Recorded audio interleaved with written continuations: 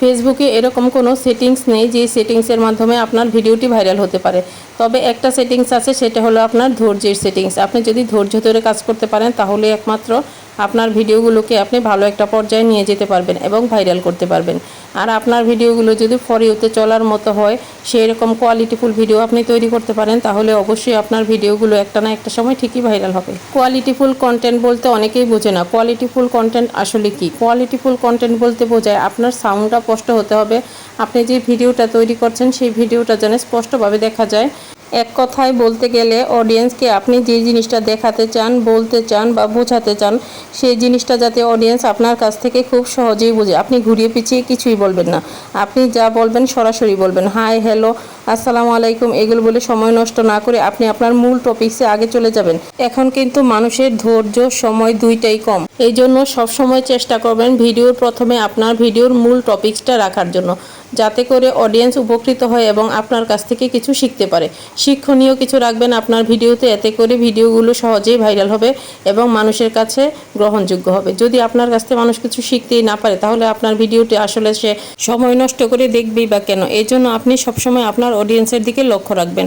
আপনার বিগত যে ভিডিওগুলো আপনি এই পর্যন্ত আপলোড করেছেন, সেই আপলোড করা ভিডিওগুলো আপনি রিসার্চ করবেন। আপনি দেখবেন কোন ভিডিওতে ভিউর পরিমাণ বেশি এসেছে, তাহলে আপনি বুঝতে পারবেন আসলে আপনার অডিয়েন্স কোন ধরনের ভিডিও বেশি পছন্দ করে। যেই ধরনের ভিডিও আপনার অডিয়েন্স বেশি পছন্দ করে, আপনি চেষ্টা করবেন ওই ধরনের ভিডিও তৈরি করার।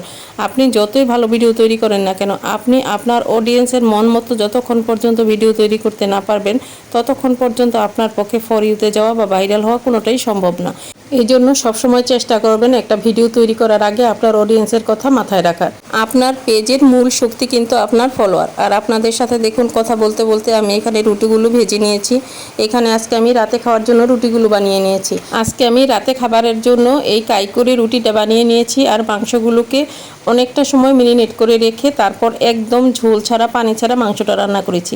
এই মাংস রান্নায় আজকে আমি কোনো পানি ব্যবহার করিনি। আর ঘরে 1 লিটারের মতো দুধ ছিল জাল দেওয়া, দুধটা কেউই খাচ্ছিল না, এই জন্য আমি এই দুধটা দিয়ে ফিনি বানিয়ে নিয়েছি। আর এইখানে আমি মাংসটাকে একদম কষা কষা করে রান্না করেছি। এখন আমি সবার জন্য প্লেটে প্লেটে খাবারটা বেড়ে দিচ্ছি। রাতের খাবারটা সবাই একসাথে বসেই খেয়ে নিব। দেখুন মাংসের কালারটা কতটা সুন্দর হয়েছে।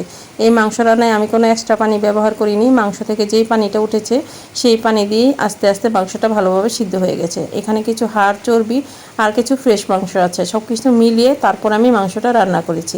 বেশিরভাগ সময় আমি সকালবেলা মাংসের ঝোল থাকলে বা মাংসের কোনো তরকারি থাকলে ওইটা দিয়ে রুটির সাথে খাই, কিন্তু রাত্রেবেলা আজকে হঠাৎ মন চাইলো যে রাত্রে রুটি দিয়ে মাংস খাবো।